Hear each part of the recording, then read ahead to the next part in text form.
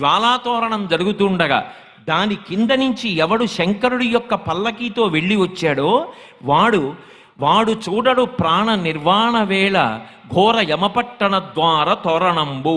యమధర్మరాజు గారి యొక్క నగరం అగ్నితోరణంతో ఉంటుందిట. దాని కింద నుంచి భయపడి జీవుడు శరీరం విడిచిపెట్టిన తరువాత పాపములు చేసి పరుగులు తీస్తూ వెడతాడు.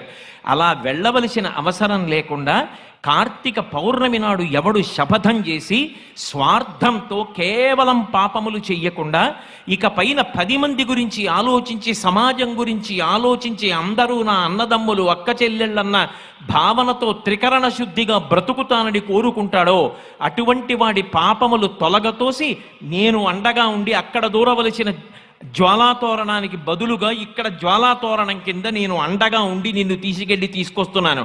ఇక నీకు ఆ తోరణ దర్శనం లేదని భగవంతుడు అనుగ్రహం